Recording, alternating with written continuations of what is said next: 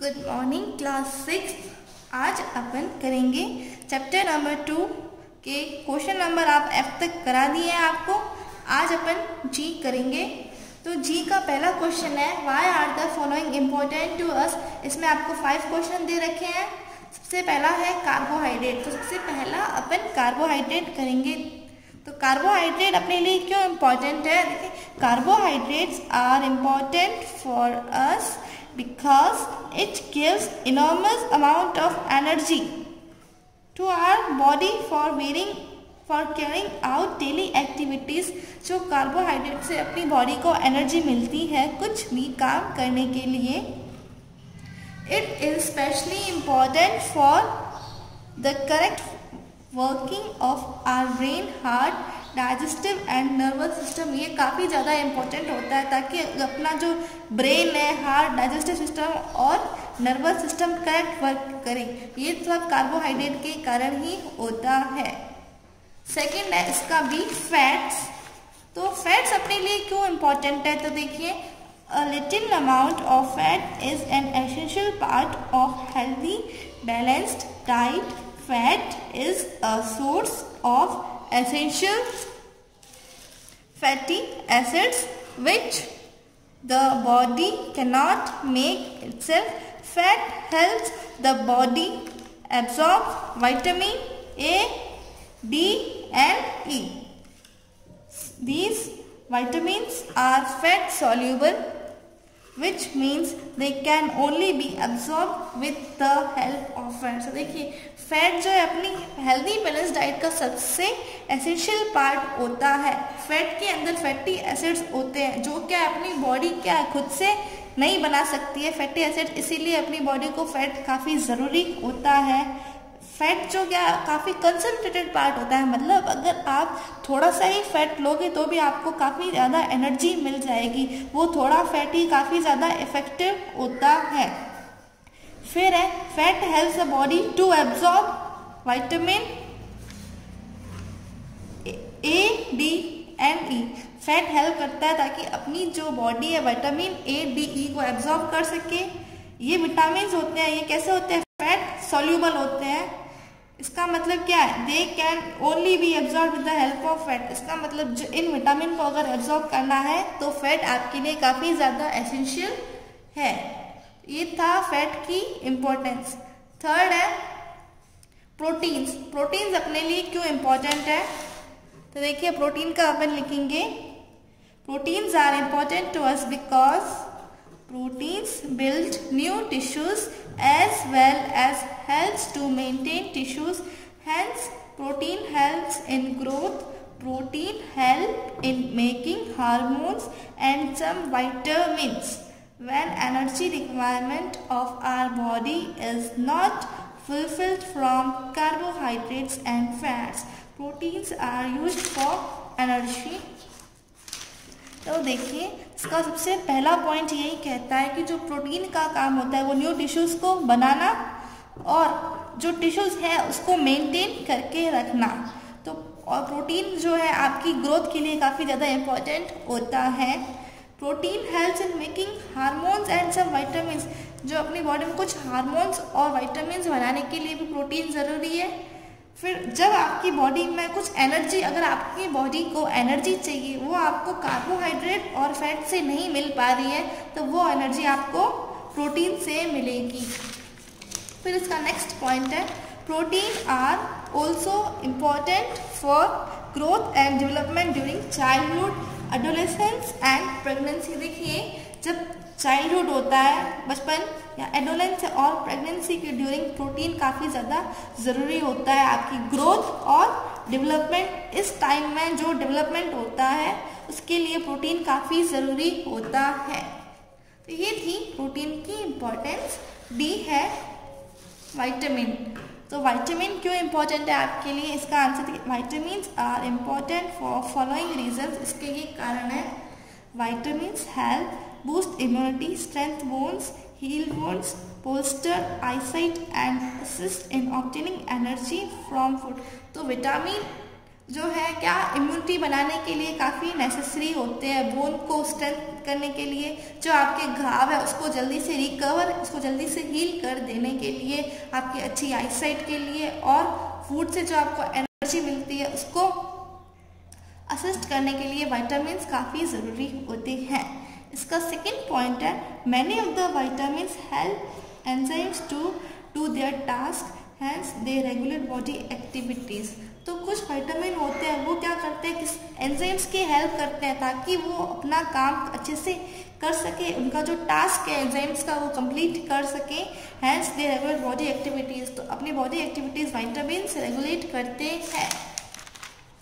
ई है minerals. Minerals क्यों necessary है, तो मिनरल्स का लिखेंगे अपन, minerals are required in small quantities but each one essential for building organs and good health. देखिए विटामिन तो अपन को स्मॉल क्वांटिटी के लिए क्वांटिटी में ही चाहिए, लेकिन हर विटामिन काफ़ी एसेंशियल होता है अपनी गुड हेल्थ के लिए और ऑर्गन्स बनाने के लिए, building organs and good health. Our body uses minerals for many different jobs, including keeping our bones, muscles, heart, and brain working properly. Minerals are also important for making enzymes and hormones. तो देखिए अपनी body को minerals कौन कौन से, अपनी body को जो है बहुत सारे मिनरल्स चाहिए अपनी बॉडी को अलग अलग काम करने के लिए, इंक्लूडिंग कीपिंग अवर अपनी बोन्स को, मसल्स, हार्ट और ब्रेन को, ताकि ये सब वर्क प्रॉपर करे।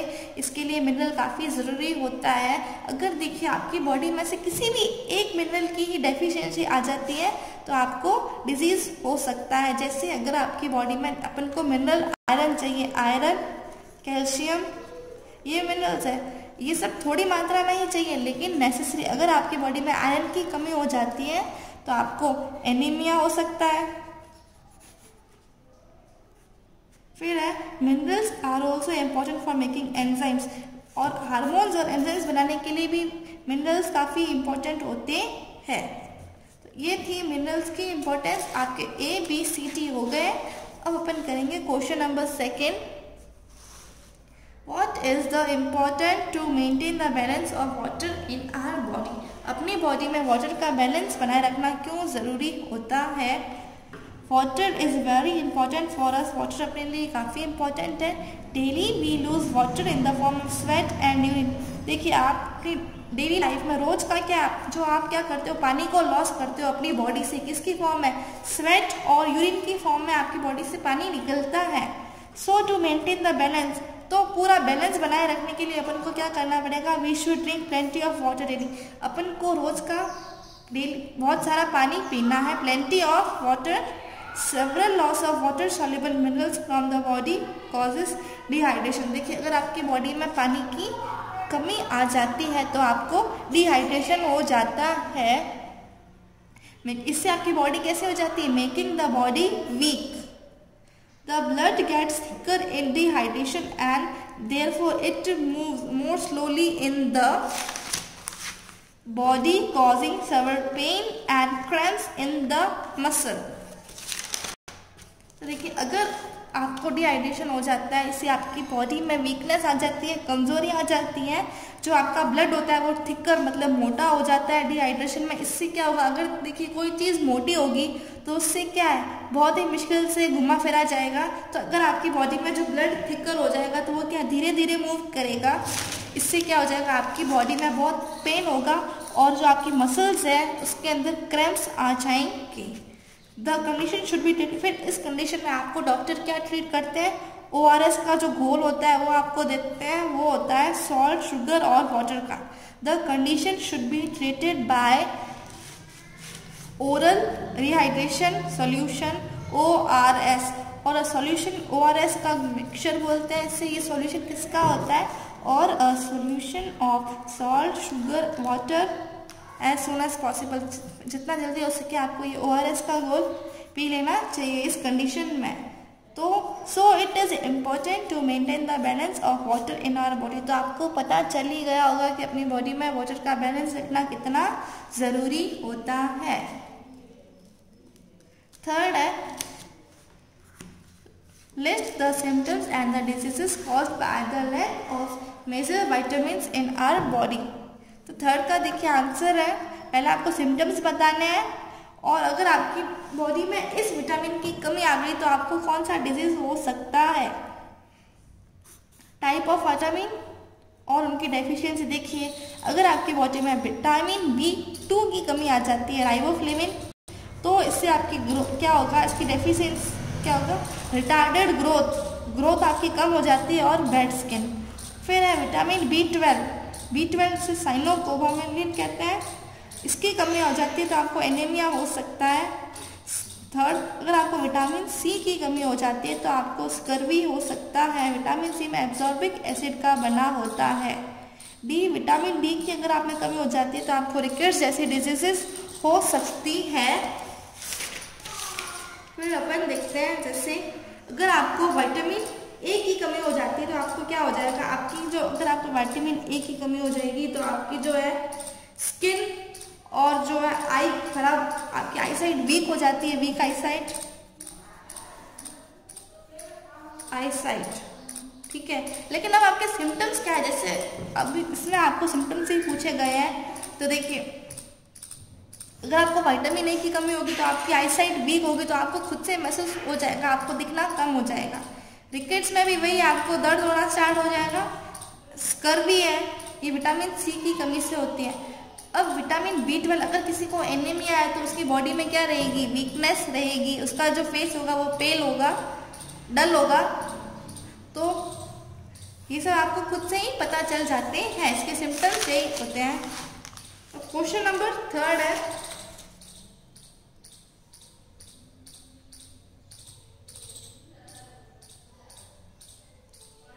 List the sources.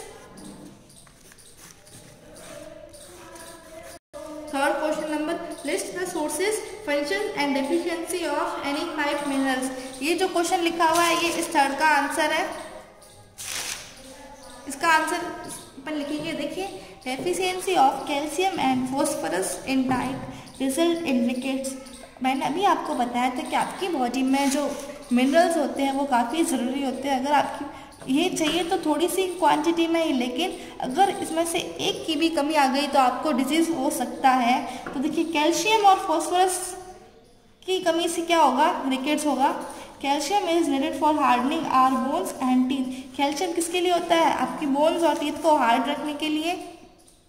The main salt in the bones and teeth is calcium phosphate. आपके जो बोन्स और टीथ में जो सॉल्ट होता है उससे कैल्शियम फॉस्फेट का बना होता है। हमें iron is a constituent of blood. Iron क्या होता है, ब्लड का कंस्टिट्यूएंट होता है। ब्लड में क्या होता है, आयरन। देखिए, ब्लड को हीमोग्लोबिन कहा जाता है, HAE, हीमोग्लोबिन।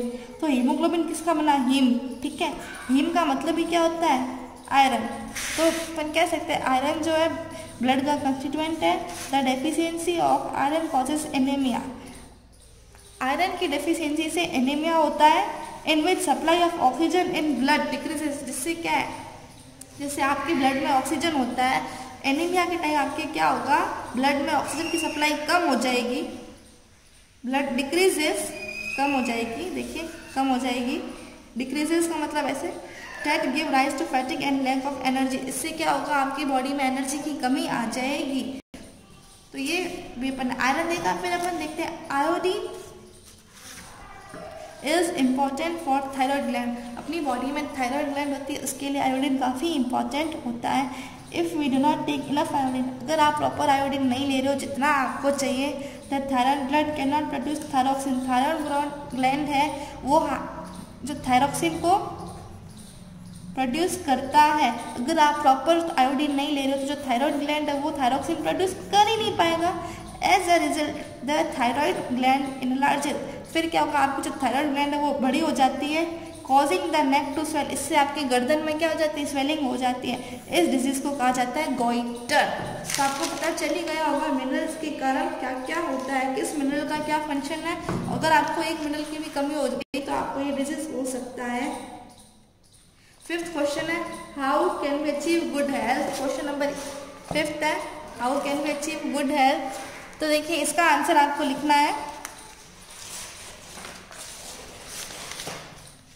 ये आपको टॉपिक दिख रहा है, अचीविंग गुड हेल्थ। इसमें we can achieve good health in following ways, आपको इतना लिखना है। से पहला देखिए, chew the food well. Second, food should be cooked in such a way that all the nutrients can be saved. Wash the vegetables and fruits first, then peel or cut them. Fruits which can be eaten whole should not be peeled off. Fifth, repeat washing of rice and pulses. Remove some vitamins and minerals present in them. Sixth, avoid drinking water during the meals and dilutes the effect of digestive system. एक point आप और बना के लिखेंगे यहाँ पे कि आपको जो क्या है, maintaining proper cleanliness and while preparing, serving and eating food. ये आपको इतना लिखना है, एक पॉइंट और बना के। तो आपका क्वेश्चन नंबर 5 यहीं पे होगा। अब क्वेश्चन नंबर 6 आपको दिख रहा है, how does a person's daily diet depend on the age of the person. तो देखिए, जो पर्सन होता है उसकी एज बताती है कि उसकी डाइट कितनी। जैसे 2 साल का बच्चा है, क्या वो 4 रोटी खा सकता है? नहीं खा सकता, वो 1 या आधी रोटी खा सकता है। अगर आप 10 साल के बच्चे को देखो तो वो 2 रोटी खा सकता है। अगर आप उससे भी बड़ी एज के लोगों को देखोगे तो क्या है, वो 4 या से 6 रोटीज भी खा सकते हैं। तो देखिए, एज के अकॉर्डिंग आपकी डाइट फिक्स होती है। इसका आंसर अपन लिखेंगे,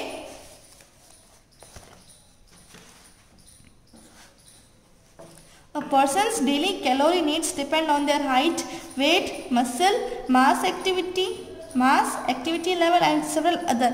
तो देखिए, एक पर्सन उसको दिन में कितनी कैलोरीज चाहिए वो उसकी हाइट के ऊपर डिपेंड करता है, उसका वेट कितना है, उसके मसल्स मास कितना है, उसका एक्टिविटी लेवल कैसा है। देखिए, वो कैसा काम करता है। अगर कोई स्पोर्टमैन होगा, कोई प्लेयर होगा, उसको क्या है, काफ़ी ज़्यादा वो काम करता है तो उसको एनर्जी भी उतनी ही चाहिए, तो उसका डाइट लेवल भी वैसा ही होता है। जैसे कुछ से आर्मीज़ में होल्डर्स होते हैं, आर्मीज़ के, उनको क्या है, काफ़ी ज़्यादा काम करना पड़ता है, उनको काफ़ी ज़्यादा एनर्जी चाहिए होती है, इसीलिए उनका फूड की जो हैबिट होती है वो भी उसी के अकॉर्डिंग होती है। और बहुत सारे दूसरे फैक्टर्स हैं। Older adults may need fewer calories to maintain their weight since they need to move and exercise less and carry less muscles। तो देखिए, कुछ जो बड़े होंगे उन्हें क्या है, कुछ कम कैलोरीज चाहिए। जो ओल्डर एडल्ट्स होंगे, अपन को क्या करके रखना है, अपनी जो बॉडी में अपने वेट को मेंटेन करके रखना है, हमेशा चलते फिरते रहना है, काम करना है, एक्सरसाइज करते रहना है। तो आपका जो चैप्टर नंबर 2 का क्वेश्चन नंबर जी यहीं पे खत्म होता है।